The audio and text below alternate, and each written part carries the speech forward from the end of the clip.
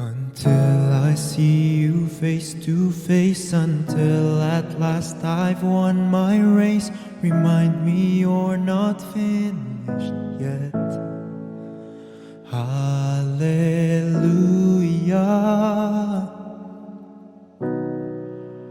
Hallelujah.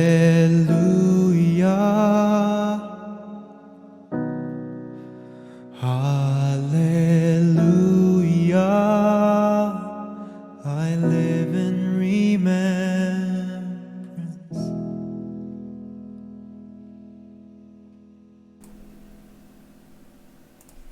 Good morning everyone, ito po ang inyong lingkod, si Pastor Ruel Camia po mula po dito sa Winnipeg, Manitoba, Canada para po sa ating pag-aaral ng Salita ng Diyos ngayon pong umaga. Welcome po sa Tinig ng Pag-asa.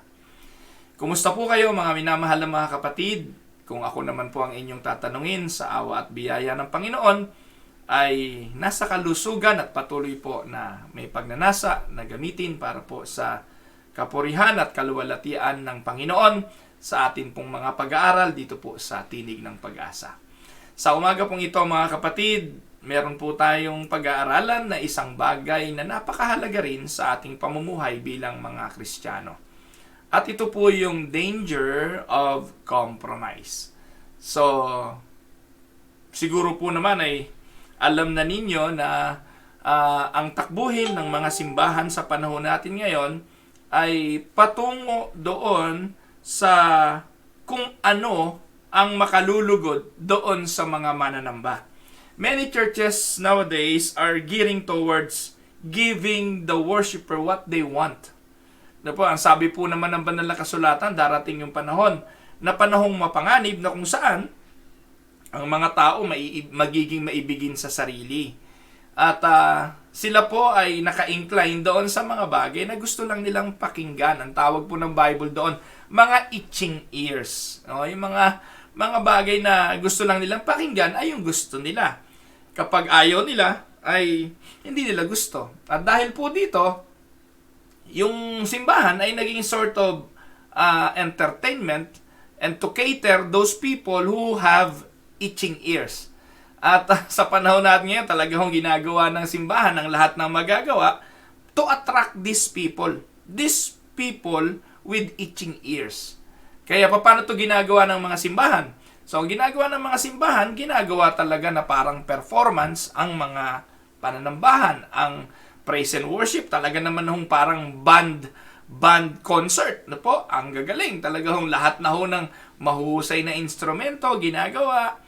Ang hindi ko pa maintindihan, naglalagay pa ng mga ilaw na patay sindi, tapos may mga usok. Ano ba yung ano tawag doon? Smoke. May mga smoke, I don't know what they call that, sa screen. Kaya ang ganda. Tapos papatayin yung ilaw po ng congregation, madilim, at ang may ilaw lang yung altar na yung mga miyembro halos hindi kayo magpangita kasi ang lahat ay nakafocus lang doon sa nangyayari sa stage.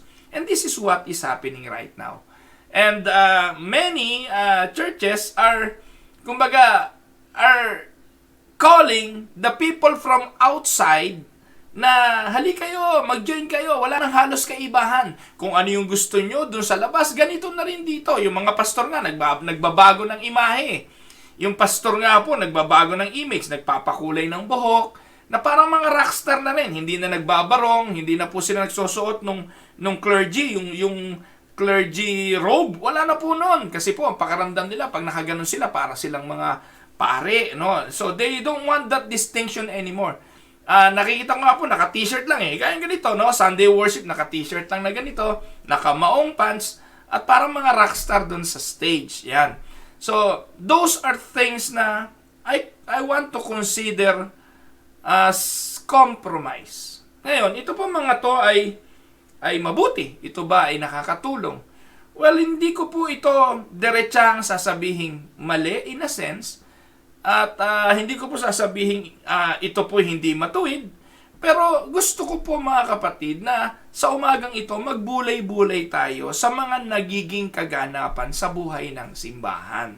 Ano ba ang simulain ng simbahan at hanggang saan, up to what extent the church compromise sa panahon natin ngayon. Marami na po, musika, lahat po, yung term na ni-redeem. Ni-redeem. Ang tanong, ano ba yung ni-redeem ng Panginoon doon sa krus ng Kalbaryo? Kapag tayo po'y gumamit ng salitang ni-redeem na naman yan ni Lord, ibig po masabihin, pati si Satanas kasama sa redemption? Yung po bang mga bagay na alam nating merong intensyon si Satanas na gamitin para sa kanyang glory ay na-redeem din ng Panginoon? Minsan, ito yung mali ng mga bagong mga naglilitawang pananampalataya. Okay kaya, ni-redeem na ni Lord yan. Okay yan, pwede natin gawin yan, ni-redeem na ni Lord yan. Ang tanong, doon sa krus ng Kalbaryo, lahat ba na-redeem? Doon lang po sa doktrinang yun, sablay na yung iba. Hindi lahat ng bagay ay ni-redeem. In fact, hindi lahat ng tao ay ni-redeem. Ibig sabihin, tinubos ba lahat ng Panginoon sa krus ng Kalbaryo? Ang lahat? Hindi. Ang tinubos lang ng Panginoon doon sa krus ng Kalbaryo ay yung mga pinili. Kaya nga po merong limited redemption. Ano po? Hindi po unlimited yon. Limited atonement lang po yon. Ibig sabihin po, ang mga maliligtas lang ang tinubos sa Kalbaryo. Kasi po, kung ang lahat ay tinubos, hindi effective yung kamatayan ng Panginoon. Dahil po, merong pupunta naman talaga sa impyerno. Tama po ba o mali? Anyways, natalakay ko na naman po yan at paulit-ulit ko na po yung binibigyan ng emphasis. Ngayon po, magpupunto po tayo doon sa pakikipag-compromise ng simbahan. Hanggang saan ang simbahan, tayo bilang mga mananampalataya, ay makikipag-compromise. So, tingnan po natin yung sinasabi dyan ni Elijah sa 1 Kings chapter 18, verse 21. At ang atin pong title ng pag-aaral, What Causes People or a Person to Compromise? At maganda po itong katanungan kasi po, tayo po ay hinaharap o humaharap sa bawat pagkakataon sa araw-araw. We are being confronted by choices. We are being confronted to make a decision on a daily basis.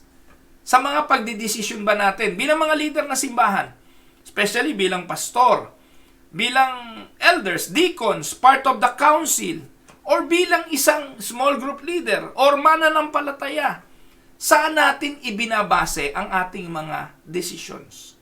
Anong mga bagay ang nagtutulak sa atin na gawin natin ang bagay na ito at huwag natin gawin ang bagay na ito? Anong basis ng ating mga pagpapasya? And what are the reasons that causes us sometimes to compromise? So, tingnan po natin ang ating pag-aaral ngayon at tingnan natin yung sinasabi ni Elijah sa 1 King 18:21. Ano po ang sabi diyan? Wala pa pala yung PowerPoint. Lagyan po natin yung PowerPoint. Ayan. Sabi po sa 1 King chapter 18 verse 21, again, the title of our message for today is What Causes a Person to Compromise? Ayan. 1 King 18:21. Ito po ang sabi. Elijah went before the people and said, How long will you waver between two opinions? If the Lord is God, follow Him. But if Baal is God, follow him. But the people said nothing. So, tingnan niyo po mga kapatid ang senaryo na ito. Ang mga tao ay pinamimili ni Elijah. Katulad din ito noong si Joshua sa chapter 24 ng aklat ni Josue ay hinamo ng bansang Israel. Mamili na kayo ngayon kung sino ang inyong paglilingkuran. Pero si Joshua, nanindigan siya, ako at ang aking sambahayan, maglilingkod kami sa Diyos. Yun po yung paninindigan. Yun po yung tinatawag na integridad ng pagiging isang tunay na mananampalataya. Pipili ka. Hindi po makikipag-compromise. Dito po sa talata natin ngayong umaga, kakaiba. At ito po yung pakikipagdigmaan ito ni Elijah sa mga propeta ni Baal. Naalala niyo po ba yan sa 1 King chapter 18? So, dyan po mga kapatid, mababasa natin sa verse 21, sinabi niya sa mga tao, hanggang kailan kayo, no, magwe-wave? No? How long will you waver between two opinions? Ano ba ibig sabihin nun? You have two opinions, isang paa ay nasa Diyos, isang paa na kay Baal. Isang paa nasa Diyos, isang paa kay Baal. You are serving God and you are serving Mammon at the same time. You are serving God and you are serving self. You are in the spirit and you are living in carnality. Hindi po pwede yun. Bilang mananampalataya, you need to make a choice.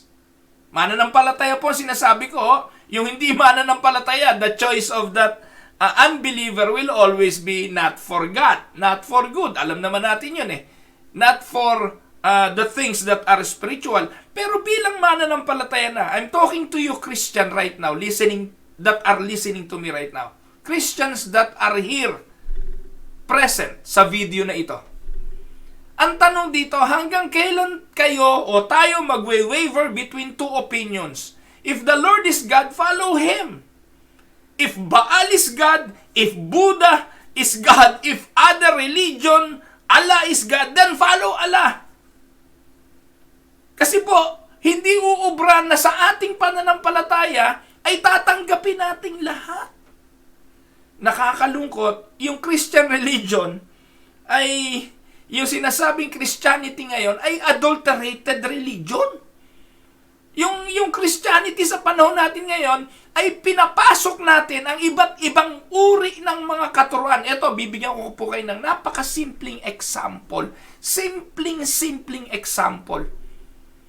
Alam niyo po ba yung word na karma? The word karma, hindi po atin yan. Yung word na karma, Hindu yan. Hindu belief of reincarnation. Kaya po meron pong karma. Pag ikay masamang tao, namatay ka, pupunta ka sa pinakamaliit na hayop, pwede kang butiki, pwede kang ipis, karma yan. Yan, ika, sama-sama mo, nakarma ka tuloy. Hindi sa present day yon. Ang karma, in the real sense, afterlife, pag na-reincarnate ka. Pero yung mga Kristiyano ngayon, pinapasok na po sa kanilang sistema, pinapasok po sa kanilang buhay, yung paniniwalang there is such thing as karma. Nataliso nyo, karma ikaya sa'yo. Diba? Hindi nyo naman naiintindihan, but you are compromising on that. Eto pa, yoga. No, yung mga Kristiyano, nangingilabot ako eh. Mga Kristiyano na nakikiyoga. Alam niyo po ba yung yoga? That is Hinduistic meditation.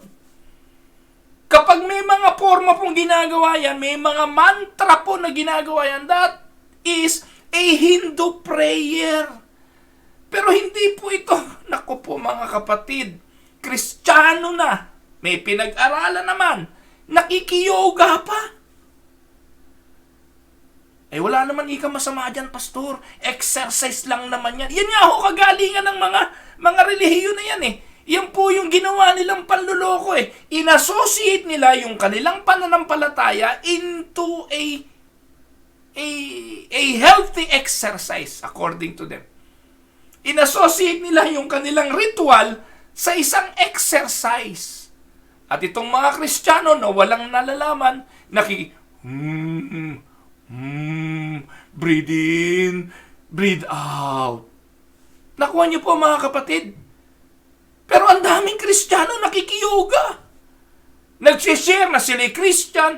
May alam nga ako, asawa ng pastor eh. Nakita ko bumili pa ng yoga mat at siya'y nag-yoga, naka-YouTube pa.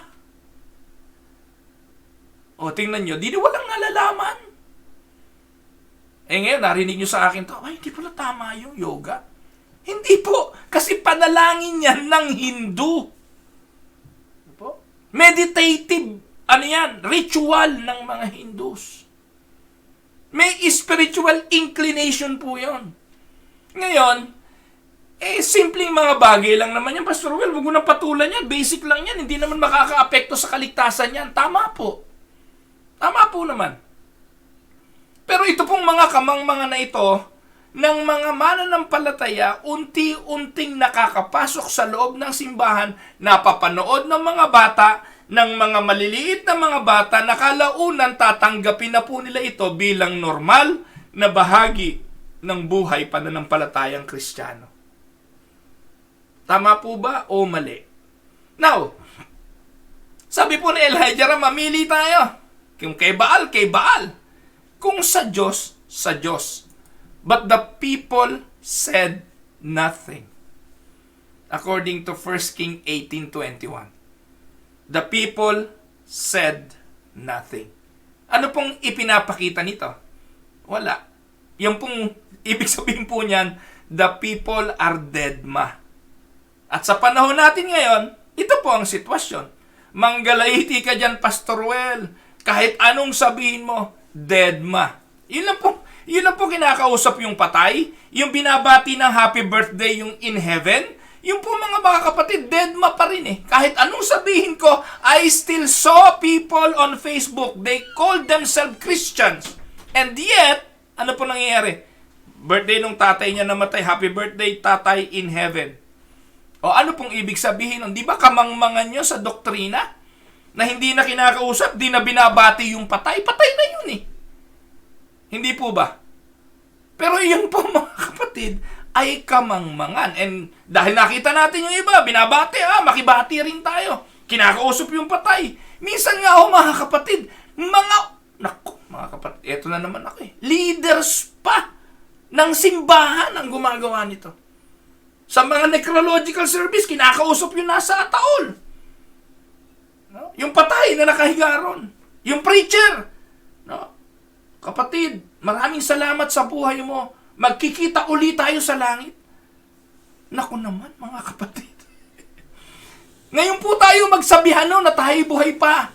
Mga kapatid, na kayo nakikinig sa akin ngayon, kung kayo tunay na mananampalataya, ay magkikita po tayo sa langit. Pero pag patay na ho kayo, hindi ko nasasabihin sa inyo magkikita tayo, hindi nyo na ako maririnig. Pero ito po'y simpleng mga bagay, and yet, dahil ito po'y nakikita natin, pinapauso ng iba, pati tayong mga mananampalataya nakikiuso. No wonder, maraming mga bagay na nangyayari sa loob ng simbahan, dahil pinauso, ginaya natin. Dati ang tawag natin sa Bible study leader ay Bible study leader. Nag-evolve, naging small group leader. Ano po? Ngayon po, ano tawag? Coach. Coach. Life coach. Yung Bible study, nag-evolve into small group gathering. Ngayon, ano tawag? Huddle. Bakit? Kasi po sa kumpanya, kapag bago magsimula ang trabaho, yung lead hand, yung supervisor, tatawag siya ng huddle. Ito po yung first word of the day before you start to work, before you do your job. Ano po? Wala akong problema doon. Okay lang po yun. Sa trabaho yun eh. Merong kaibahan po yung trabaho, may kaibahan ng simbahan. Yung huddle, pinag-uusapan yun. How are we going to work? Ito, ganito. Ilan ang kota mo? Gawin mo yan ha. Ito, sa araw na ito gagawin natin. Yun ang huddle. Pero sa church, yung Bible study ngayon, huddle na rin ang tawag. Sa mga leader, huddle na rin ang tawag. Ngayon ang tanong, Pastor Well, di naman yata masama yan eh. Wala naman sa Bible yan eh. Wala po.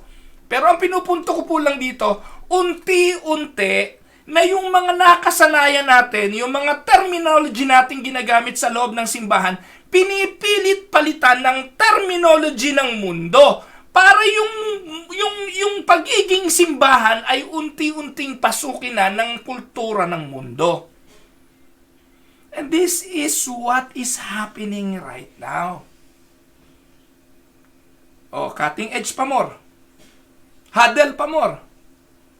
Hindi ba pwedeng bumalik na lang tayo dun sa basic na kagaya nung nagsimula tayo at nung na-born again kayo? Na nung na-born again at tinawag kayo ng Panginoon, tinuruan ka sa simpleng Bible study. Sa simpleng pag-aaral ng salita ng Diyos. At para maabot mo yung mga tinatawag na seeker. Mga kapatid, there is no such thing as seeker. Na yung church ay gagawin mong seeker-friendly. There is no such a thing as seeker because no one seek God. Maganda yung paliwanag ni Pastor Michael Maynes doon sa doctrine ng ecclesiology. Importante po yun mga kapatid na ang simbahan ay exclusive. Hello? Naku, pastor, mali naman yan. Di ba dapat welcome sa lahat ang simbahan? Yes! It is welcome to everyone. But the so-called church, yung mga church, ay mga anak ng Diyos. Those who have been born again, adopted to the kingdom, those are the church. Yung kambing, hindi church. Yung mga taong iniimbitahan natin sa loob ng church, sa loob ng simbahan, maaaring sila yung mga kambing na nandun pero hindi sila church. They are not inclusive. Nakuha niyo po, kaya lagi pinapaalala ni Pablo, sa loob ng simbahan may mga lobo. Hindi lang kambing, may mga lobo in sheep's clothing. And they are not part of the church. Oo, nasa loob ng church yan. Pero hindi sila part ng church. Ay, tama ba yun? Tandaan po ninyo, the church is exclusive. Yun ang tinubos ng Panginoong Jesucristo eh. Yung church. At yung church ay ikaw at ako na nananampalataya sa Panginoong Jesucristo. Yung kambing, mananatiling kambing yan. Na po, hindi mo kayang baguhin ang kambing. Kagaya ng illustration na ginawa ko nung Sunday, yung baboy, biik, bihisan mo man, paliguan mo man, suotan mo man, ng kung ano mang kabihisan niya, kasuotan, pabanguhan mo yan. Once na nakawala yan, it will eventually go to where the pig wants to go. Saan? Sa putikan, maglulublub yan doon. Kasi nature ng baboy na gawin yon. And transformation must come not from the outside, not external, but internal. At Diyos lang ang kayang gumawa nun. No? Naku po mga kapatid, di pa ako nakapagsisimula sa topic natin. Ini-intro ko pa lamang po ang importansya ng bagay na ito. But this is where the church is heading right now. We are in a state of compromise. Ano po? So, sige po, puntahan na po natin ang ating pag-aaral. So, Elijah had it right. He defined compromise for us in a biblical fashion. At ano raw po yung definition ni Elijah ng compromise? To be divided in opinion, to be divided in action. No? To compromise on belief is to compromise on relationship. Tayo po, adopted to the kingdom bilang mga anak ng Diyos. Hindi po pwedeng dalawa ang ating ama. Meron lang tayong ama sa espiritu at ito po ay ang ating ama. Meron tayong tagapamagitan sa ama at ito ay ang Panginoong Jesucristo. Meron tayong mga aliw at iisa, ito ang banal na Espiritu Santo. And we cannot compromise on that. Hindi po pwede tayo na tumawag kung kani-kanino bilang tagapamagitan. We only have one mediator and that is Jesus. Sa panahon natin, hanggang ngayon ba naman, Kristiyano ka na kung kani-kanino ka pa tumatawag? Hanggang ngayon ba naman, nakikipanalangin ka pa sa mga santo? Nakikipanalangin ka pa kay Mama Mary o kung kani-kanino? O kaya naman, nakikipanalangin ka pa sa namatay mong nanay? Nay, tulungan mo naman kami. Samahan mo naman kami, Nay. Nakuha niyo po pinopoint ko? And that is true nowadays. At sinasabi po ni Elijah, compromise on belief is to compromise on relationship. Sabi nga ng Diyos you cannot serve both God and Mammon. Bilang pagpapakita lang po na God hates compromise. So this morning, I would like to address 4 causes of personal compromise. Personal compromise. At tingnan po natin sa 4 na causes ng personal compromise na ito, kung ito po'y nagagawa natin bilang mga mananampalataya. At dalangin po ng aking puso na hipuin ng Diyos ang ating mga puso para manindigan at huwag makikipag-compromise. No, so, unahin po natin. The first cause of personal compromise ay yung tinatawag na the fear of men. Ayan. So, yun po. Yung opinion, yung sasabihin ng tao, the fear of men. Yan po yung parating dahilan kung bakit ang tao ay nakikipag-compromise. Naku, wag nating galawin yan kasi magagalit si ganito. Uy, gawin natin to para ma-attract natin si ganon. Kung ano yung opinion, kung ano yung sasabihin ng simbahan, most of the time, ito mga kapatid, ang nagiging pangunahin na dahilan ng pagpapasya ng mga council ng simbahan. Ulitin ko mga kapatid, if you are part of the church council, you are part of the leadership, tandaan po ninyo, dapat po, lagi mong tandaan na representative ka ng Diyos. And you will represent believers as leader. So yung iyong desisyon, yung pagpapasya na gagawin mo, hindi dahil sa gusto ito ng nakararami, kung hindi ito ang gusto ng Diyos. Bilang leader, magpapasya ako ayon sa gusto ng Diyos. Amen? Hindi ako makikipag-compromise.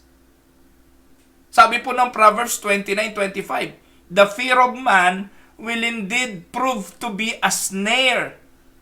Ano ba yung snare? Yung trap. Di ba? Maganda po yan sa pandinig, maganda yan sa pag-aakala mo, pero trap yan eh. Di ba? Kaya naman tayo nakikipag-compromise kasi minsan merong inyo offer, merong inihahandog, meron pong ipapalit. At minsan itong mga alternative na ito mukhang tama naman. Pero kalaunan, ito'y trap na hindi ka na makawala. Hindi mo na mabawi. Hindi ka na maka-atras. At ang tawag doon, compromise. Pero anong sabi? Kapag pinili natin yung gusto ng Diyos, napili natin yung kalooban ng Diyos sa anumang pagpapasya at pinagtiwalaan natin ito, safe tayo. Tama po ba? The fear of man will indeed prove to be a snare, but whoever trusts in the Lord is safe. Amen? Alam niyo po, ito maganda. Si Harry Truman once commented on the importance of polls to leadership. Sabi ni Harry Truman, I wonder how far Moses would have gone if he'd taken a poll in Egypt. What would Jesus Christ have preached if he'd taken a poll in Israel? And where would the Reformation have gone if Martin Luther had taken a poll? Take note, hindi ang poll or public opinion of that moment that count. Ano yung count? Ano yung mahalaga? It is the right and wrong and leadership. That is important. Men with fortitude, men with honesty, men with belief in the right that makes epochs in the history of the world.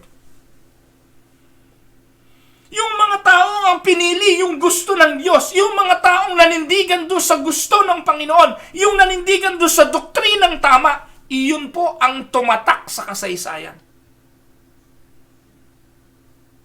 Amen, mga kapatid? Sila po yung gumawa ng marka sa kasaysayan. Kaya hindi lagi, imagine niyo kung inalamunan ni Moses, mga kapatid, ano opinion nyo? Lalabas ba tayo o hindi? Walang lalabas! Sanay na sila sa Egypt. Ayaw na nila na maglakbay.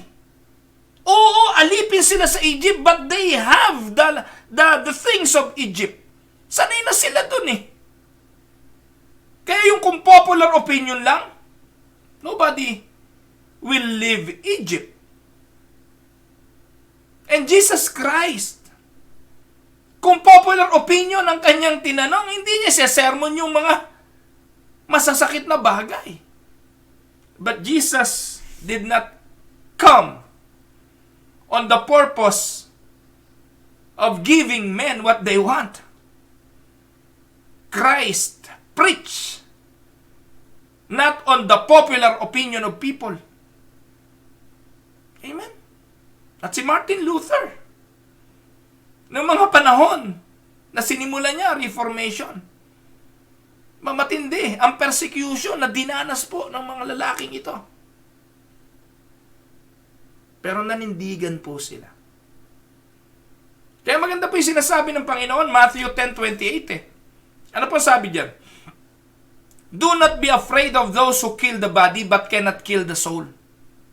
Rather, be afraid of the one who can destroy both soul and body in hell. Na makikipag-compromise ka pa ba? Wag daw nating katakutan yung pumapatay sa katawan na wala namang kakayahang pumatay sa kaluluwa. Sino daw ang dapat nating katakutan? Aba, yung may kakayahang pumatay ng katawan at pumatay ng kaluluwa sa impyerno. Ano po ba na idudulot ng fear of men? Most of the time, we compromise because of the fear of men. Fear of men leads me to distrust God. Dahil po doon sa popular opinion ng mga tao, napipilitan tuloy tayong huwag magtiwala sa Diyos at umayon sa gusto ng mga tao. And because of the fear of men, I distrust God's power. Minsan po mga kapatid, sa mga pagpapasya natin, puro utak na lang ng tao, puro lakas na lang ng tao, puro kapangyarihan ng tao, puro dunong na lang ng tao. Yan ang cutting edge eh. Hanapin nyo sa cutting edge, nasaan ang kapangyarihan ng Diyos? Wala na! Kapangyarihan na lang ng leader yon. Kapangyarihan na lang ng tagapanguna yon. Kapangyarihan na lang para mag-train ng tao to do discipleship, to do a program. Wala nang power ang Diyos dun eh. Para bang lahat nakasalalay sa kanilang galing, sa kanilang husay, sa kanilang kapangyarihan. Where is now the power of God to save? Ikaw ang kailangang mangumbinsi. Ikaw ang kailangang mangaral at maging mahusay na taga-kumbinsi. That is false evangelism. Fear of men leads me to distrust God. And the fear of men, because of that, I distrust God's power. I distrust God's providence. No? Mga kapatid, huwag niyong kakalimutan, Diyos ang nagbigay ng dunong mo ngayon. Kung nakakapag-evangelize ka, Diyos ang nagbigay niyan. Kung mahusay ka ngayon sa larangan na yan, Diyos ang nagbigay niyan. Ang kapangyarihan mo, galing sa Diyos yan. Lahat ng bagay meron tayo. Provision ng Diyos yan. Huwag niyong kakalimutan yan. I distrust God's grace. Nalilimutan natin na lahat ng bagay, biyaya ng Diyos. Ano pa? I distrust God's goodness. Yan po yung dulot ng fear of men. Fear of men leads me to distrust God. His power, His providence, His grace, His goodness. Nakakalungkot, may mga simbahan nga araw na nasusunod yung golden rule. Alam niyo po ba yung golden rule? Who holds the gold rule? Kung sino yung may pera, sino yung mayaman, sino yung meron ito, siya ang makapangyarihan. Kakalungkot, ano po, pag gano'n na. At yung pastor, dahil yung pastor ay nagpapasweldo sa kanya, yung simbahan, kung sino yung treasurer, ang bait niya rin sa treasurer kasi yun ang nag-i-issue ng cheque sa kanya. Kung sino yung mga board of elders na siyang nagdedetermine ang susweldohin niya, kung may salary increase ba siya, kung ano, nakikipag-compromise yung pastor doon. Pag sinabi ng mga yun, pastor, huwag ka magsasermon ng ganito, si kapatid na ganyan, masasaktan yan. Sunod lang na sunod si pastor. Nalilimutan ni pastor na ang probisyon at biyaya galing sa Diyos. Itong mga taon to, instrumento lang naman to ng Diyos para magkaroon ng kayusan sa simbahan. Pero ang mabigat kung sino yung mga leader na ito, pakiramdam nila sila may-ari ng simbahan. Sila may kontrol ng pera, kaya sila ngayon ang makapangyarihan. Sabihin niyo po kung hindi nangyayari yan. Hindi naman po ako galit doon kasi minsan naman, kung si pastor na lahat ang may control, kagaya na maraming simbahan ngayon, asawa ni pastor yung treasurer, anak niya yung auditor, Si pastor yung pastor, sila may kontrol ng pera ng simbahan, kaya hayay-hay ang buhay ni pastor. 4 ang mansyon, katakot-takot ang kotse, may sariling yate at may airplano. Tapos sila yung palakpakan ng mga miyembro. Nako, pastor namin, sobrang bless, sobrang pagpapala. Tapos sasabihin ni pastor, ang level ko pala pang milyon, hindi pala ako pang 5,000. Nako, niyo po yung pinupunto ko, mga kapatid. Fear of men leads me to distrust God. Kaya importante, yung katotohanan. Yung mga pastor, magkaroon kayo ng moral backbone, ng integrity na ipangaral yung totoo. Ipangaral yung banal na kasulatan nang hindi kayo nakokompromiso. Nakakatakot minsan, yung mga pastor, hindi kikibo dahil baka mapalipat ng destino. Di po ba? At yung doktrina, kahit na alam niya, nangangalo niya yung isang elder ng church, hindi niya masaway. Bakit? Nako, pag sinaway niya yan, kalahati ng simbahan, kamag-anak niyan. Siyempre, kahit na nangangalo niya yan, kakampihan niya ng kamag-anak, ikaw, pastor, ang mapapahamak, talsi ka. Kaya si pastor, hindi ka na lang kikibo, makikipag-compromise ka na lang. Now, dahil sa takot mo sa tao, sa opinion ng tao, sa sasabihin ng tao, mawawalan ka ng tiwala sa Diyos at kawalan ito ng tiwala sa iyong sarili. Kapag gano'n ang iyong klase ng paglilingkod, anong klaseng manggagawa ka ng Diyos?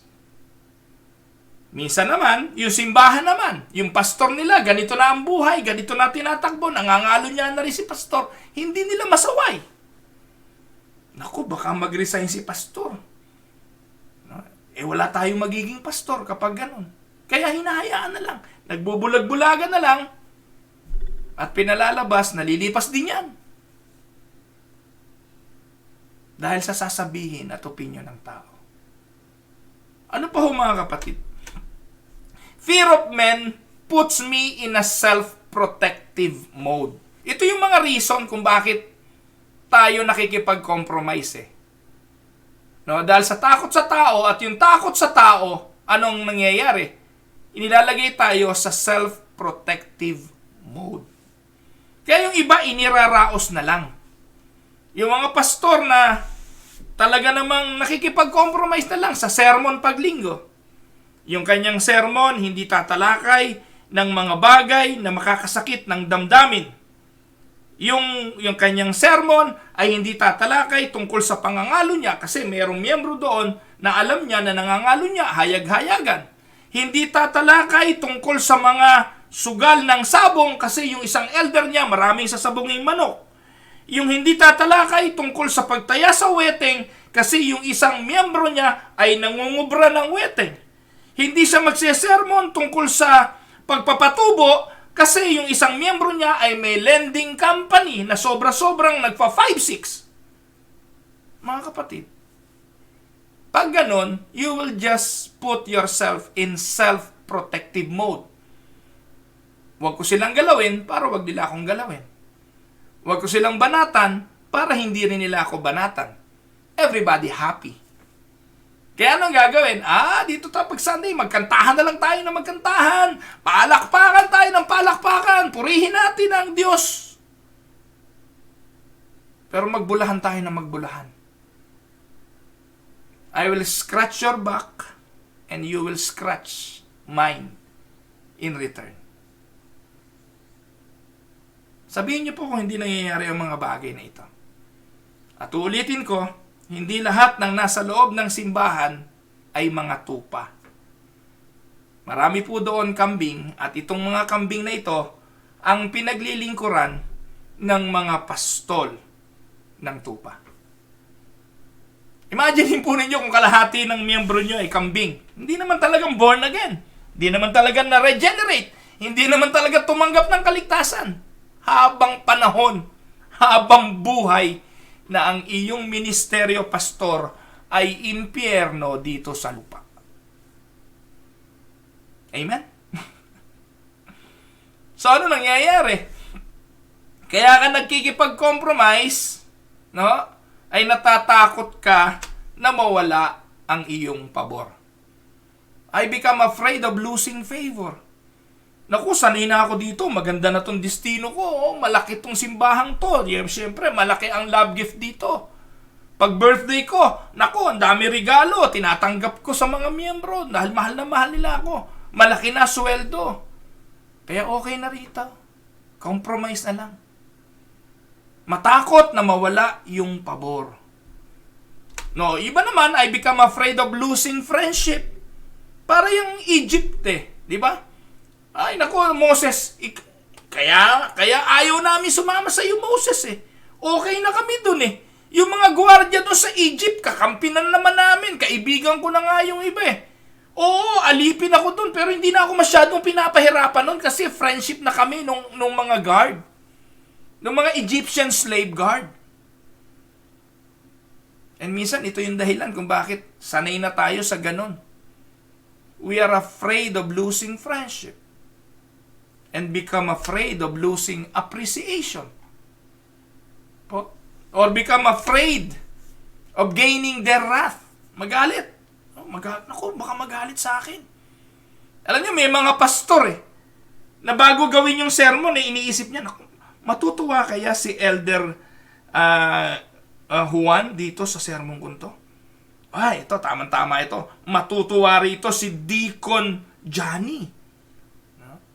Imagine niyo pag ganun yung paggawa mo ng mensahe para sa opinion ng tao. And take note, fear of men catches the best of us. Dahil sa takot natin sa sasabihin ng iba, nakikipag-compromise tayo. Pero tandaan mo, once na nakipag-compromise ka, wala ka ng integridad. Wala ka ng integrity. Natuwa po ako sa interview ni O.G. Diaz kay Karen Davila. Hindi ko po alam kung totoo yun, po? Sabi po ni O.G. Diaz kay Karen Davila, ikaw ba'y nasuhulan na? Ay, oo, O.G., sabi ni Karen Davila. Magkano yung pinakamalaking in-offer sa'yo na suhol? Naku, O.G., name your price. Did you ever compromise? Ay, naku, O.G., hindi. Well, hindi ko po alam kung totoo yun o hindi. Ngayon, kung maniniwala po tayo, mababago pananaw nyo tungkol kay Karen Davila. Kung kayo hindi maniniwala, you will still gain yung kanyang lost of, statue, lost of integrity. Depende po sa inyo yun Pero naniniwala po ako, gaya na sinabi niya, no? O.G., sabi niya, referring to O.G. Diaz, alam naman ng Diyos ang aking puso at ang aking ginagawa. Because at the end of the day, Diyos naman ang hahatol.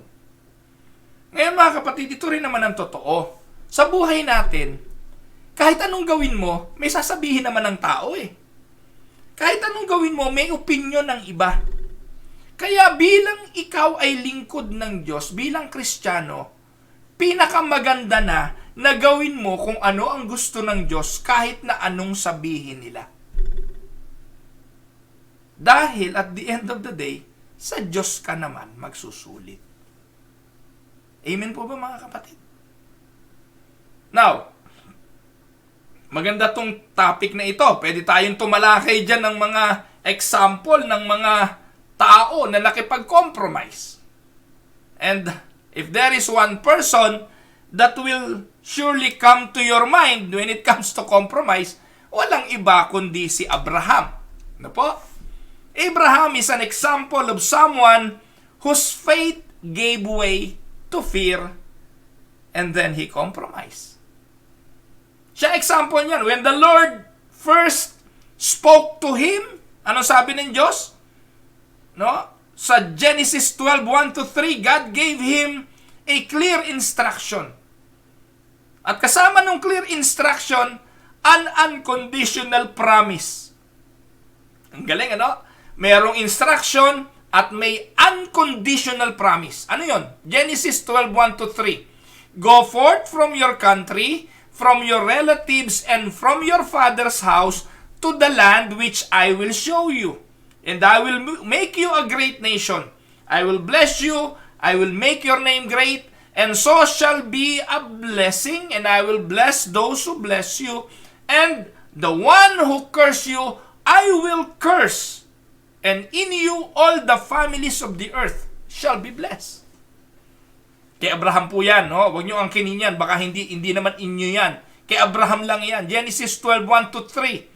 Dahil kay Abraham, lahat ng bansa pagpapalain. Ikaw naman, inaangkin mo yan.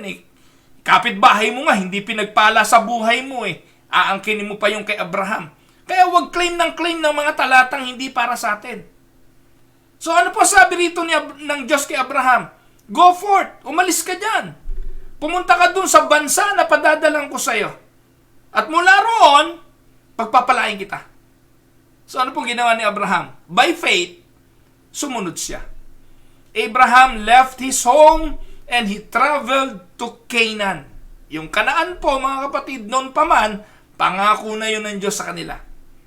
After arriving, he built altars to worship the Lord and he pitched his tent sa Canaan. Mababasa po natin yan, Genesis 12:7-8. But before long, no, bago hindi nagtagal, a situation arose. Eto ngayon, no? Nung nandun na sila sa Kanaan, may naging problema Sa verse 10 ng Genesis 12, ang sabi, nagkaroon ng matinding famine. Hindi po basta famine, kundi matinding famine. Nagkaroon ng matinding tagtuyot, walang makain. At dahil po roon, sa verse 10, Abraham became fearful. Natakot si Abraham.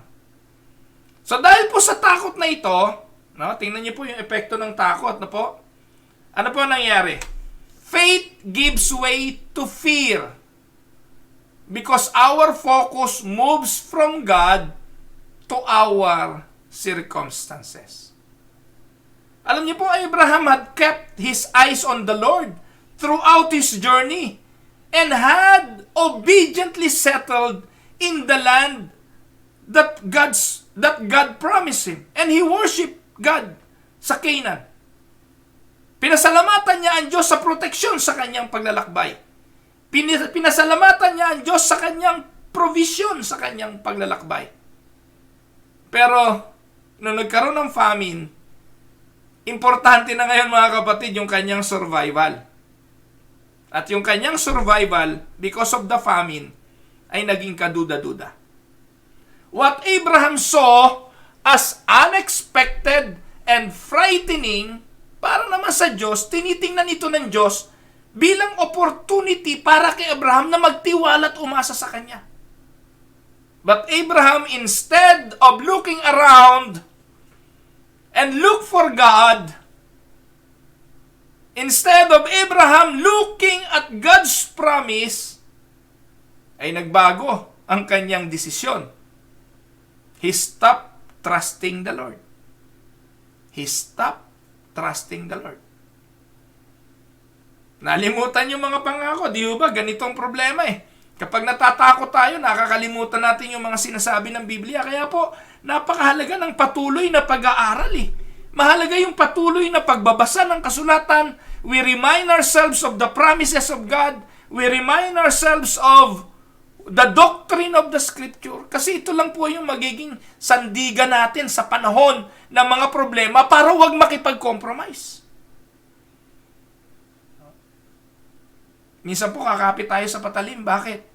Nakakagawa tayo ng mga hindi magaganda. Bakit? Kasi nagduda na agad tayo na kaya tayong itawid ng Diyos sa bagay na ito Nagdududa na tayo sa pwedeng gawin ng Diyos Hindi tayo makahintay ng another day. Sapagkat gusto na nating pangunahan ang Diyos sa ating mga pagpapasya. Sabihin niyo po kung hindi gano'n ang mga madalas nating gawin. Kaya po yung iba nababaon sa mga utang Bago dumating yung provision ng Diyos, nakagawa ng paraan, nakautang na sa Bombay. Mali po yung Bombay kasi yung Bombay ay isang lugar lang yun sa India. East Indian. Pero mas kilala po sa Pilipinas yung mga sa ganong term, di po ba? So, faith gives way to fear because our focus moves from God to the circumstances. At ito ang problema eh. Pagtatama po ng hindi magandang circumstansya, lundagan na tayo agad eh. Nalilimutan na natin yung doktrina, nalilimutan na natin yung mga pangako ng Diyos. And we focus on the circumstances. So, ano pa ang mangyayari? Gaya kay Abraham, when faith gives way to fear, we make decisions based on human reason. Yan na po yung magiging resulta niyan. Abraham reasoned that the way to survive was to go to Egypt, where there was food.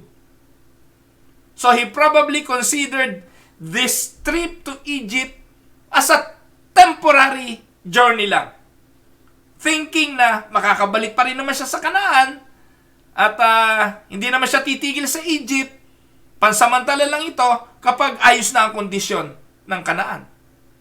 However, as reasonable as his plan seemed, even a temporary journey away from God's will have disastrous effect or results. Ulitin ko. Alam ko po naman na maaaring para kay Abraham, pansamantala lang itong paglalakbay eh. Pansamantalang iiwanan lang at babalikan din. Pero ito sasabihin ko sa inyo. Kahit pansamantala lang paglayo sa kalooban ng Diyos, pansamantala lang na iniisip nating hindi pagtupad sa kalooban ng Diyos, ay magdudulot ito ng matinding kapahamakan sa ating buhay. Kaya, don't you ever try moving away from the will of God and compromise. Pangatlo, when we forget what God is both our provider and protector, we take matters into our own hands.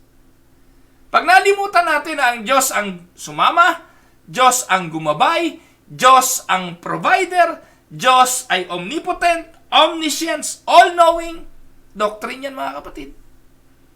Kapag hindi natin napanghawakan ang doktrina at hindi natin to alam, hindi natin to napag-uunawa, ano nangyayari? Ang nasusunod na lang ay ang ating mga kamay. Kaya ito po ang simbahan ngayon eh. Dahil po mga kapatid, walang kamuwangan sa doktrina, walang kamuwangan sa attributes of God, walang kamuwangan sa simbahan, sa ecclesiology. They are running the church according to their own mind and their own hands and power. Kaya, balik-balik lang tayo. Mahalaga ang doktrina, mahalaga po ang pagkaunawa sa Diyos, mahalaga pagkaunawa sa salvation, mahalaga pagkaunawa sa simbahan, mahalaga pagkaunawa po, mga kapatid, sa eschatology o yung end times.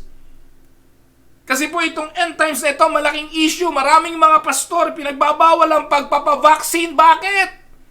Sa takot doon sa end times, sa takot sa 666 at kung ano-ano pa, ina-associate po ito dito sa vaccine. Mga kapatid, kung ano po ang iyong doktrina tungkol sa kaligtasan, ito lang yung magbibigay sa iyo ng stability at ito yung magbibigay ng kapayapaan. Ano naman, kung mamaya nalilitaw ang Antikristo, bring it on. Hindi naman po yan makakatanggal sa aking pakikipag-ugnayan sa Diyos. Hindi na po yan magiging cause na mawawala ang aking kaligtasan. Amen? So, ano pong ibig kong sabihin dito? When we forget that God is both our provider and protector, we take matters into our own hands. Abraham should have dealt with his fear. He should have dealt his fear by staying in Canaan and seeking God's protection and provision in Canaan. The Lord would have been faithful to care for him and fulfill His promise in Canaan. Kasi pangako niya yun eh. But we often make the same mistake like Abraham. We look around at the situation, nalilimutan natin that God is our provider, God is our protector, and we substitute what He said in His Word with our own plan, with our own action, with our own power, with our own reasoning. Sasabihin natin sa ating mga sarili, ako siguro hindi nakikilos ang Diyos. Kailangan na akong kumilos. Nalilimutan natin yung faithfulness ng Diyos na Siya ang nangako, tutuparin niya ito. And furthermore, we think God will understand why we had to change direction. Lord, maiintindihan mo naman ako siguro eh. But the only plan that will fail is ours because the Lord never supports disobedience, but works solely to accomplish His will in our lives. Sabihin natin, maiintindihan mo naman ako, Lord eh. Pero tandaan ninyo, ang Diyos kikilos sa pagtupad ng Kanyang kalooban sa ating buhay. Hindi Siya mangungunsinte. Take note, true obedience is doing what God says, when He says, and how He says to do it. Any alteration, take note, any alteration is disobedience. Kaya yung plan of salvation, plano ng Diyos yun. Yung evangelism, that is His plan. We cannot alter that. Paano maliligtas ang tao? Through evangelism, that is His plan. We cannot alter that. When we are tempted to take matters into our own hands, mga kapatid, we must remember that God has put us in these circumstances so we learn to totally depend on Him and trust in His promises. At ito po ang totoo, sasabihin ko sa inyo, pararanasin talaga tayo ng Diyos ng sirkumstansyang hindi natin kaya para tayo'y umasa, magtiwala, lumapit sa Kanya. At ang kasaysayang ito ni Abraham ay isang pruweba ng ganong klase ng katotohanan. Tandaan, if we disregard His commands, one wrong step will lead to another until we finally repent and turn back to the Lord. Pangapat, when we give in to fear, we compromise. We become willing to sacrifice our most precious possessions in order to gain the favor of others. Magandang sermon na po ito pag linggo eh. No? Pwede na po itong sermon. Kapag tayo po ay nakipag-compromise, tandaan ninyo, hindi lang naman ikaw nadadamay eh. Ang mabigat nito, nagiging willing sacrifice yung mga mahalagang pag-aari natin sa buhay. Abraham's first wrong step soon led to another one. It came about when he and his wife came near to Egypt. Sinabi niya kay Sarah, naku, napakaganda mong babae. Kapag nakita ka ng mga Egyptian, sasabihin nila, oh, asawa ito. Mag-asawa ito. Patayin natin yung lalaki at kunin natin yung babae. Tindi, no? Advance mag-isip to si Abraham eh. Sigurado pagpasok natin Sarah, sasabihin nila, asawa kita, nako, ang ganda mo, papatayin ako, kukunin ka. So ano ito? Anong gagawin natin? Ganito gawin natin. Ano sabi ni Abraham? Please say that you are my sister, so that it may go well with me because of you, and that I may live in account of you. Verses 11 to 13. Tindi, no? Yung takot, ahantong sa pakikipagkompromiso. Manganganak ng mga kasinungalingan.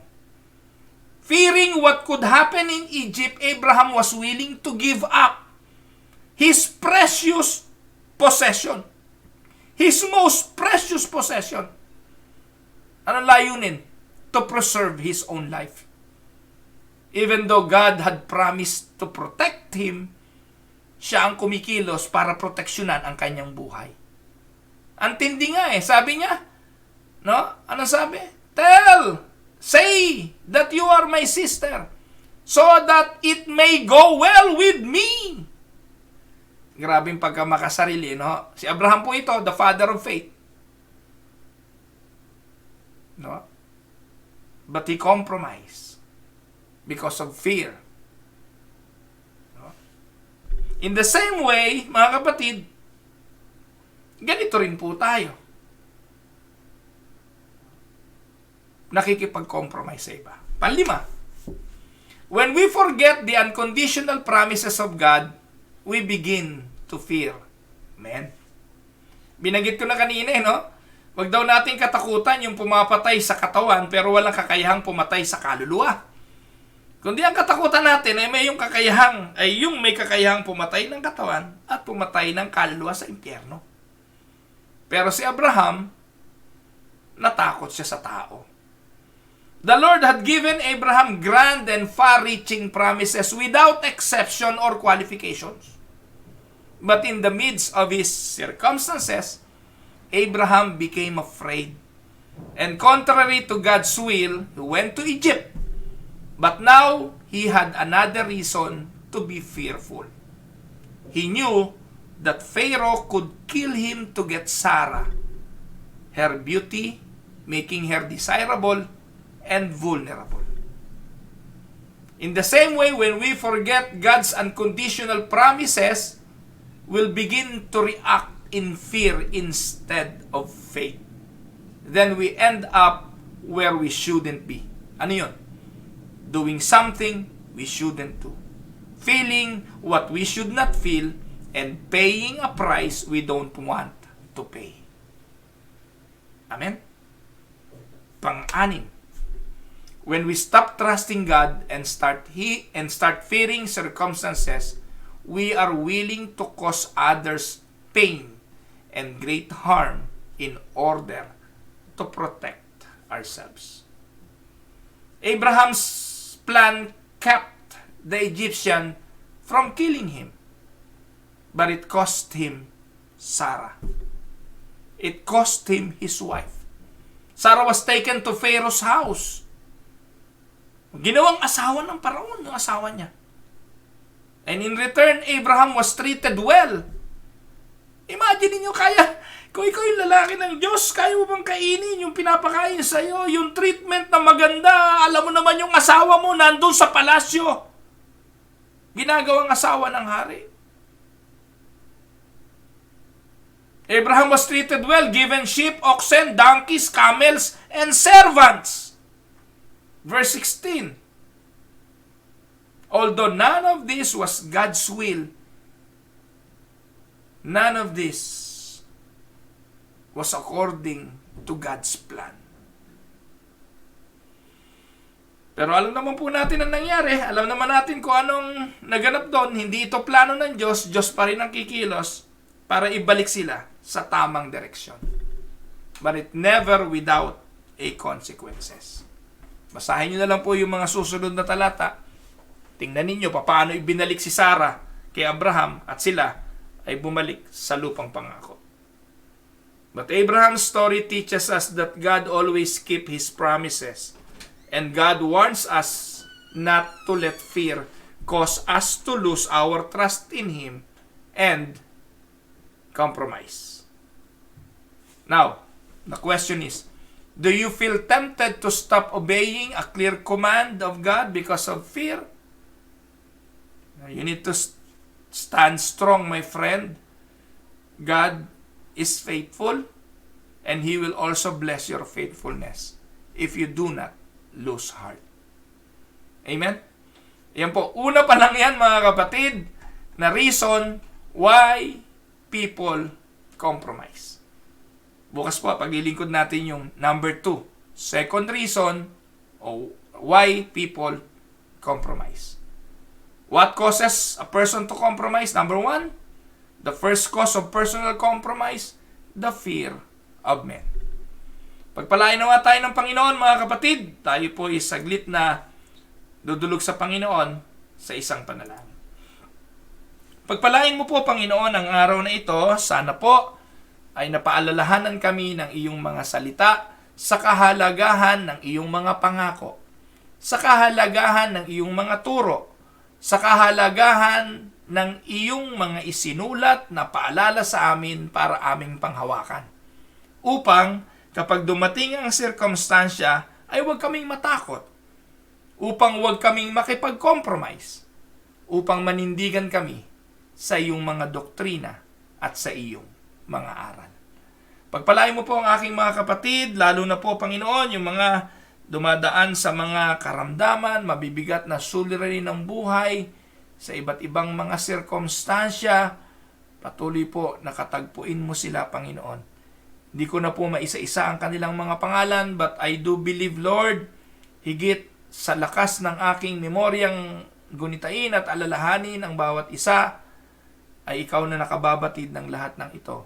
Dahil ito po ang iyong pangako sa iyong mga anak. You will hear our cry. Panginoon, sa gabi pong, sa oras pong ito, akin pong panalangin na kung hindi naman labag sa iyo pong kalooban ang mga kahilingan ng iyong mga anak, maaari po bang paglambingan ka namin na ipagkaloob mo po ito sa bawat isa sa kanila. Sa iyo po, Ama, ang lahat ng papuri sa matamis na pangalan ng aming Panginoong Hesukristo. Ito po ang aming samo at ang aming dalangin. Amen and amen.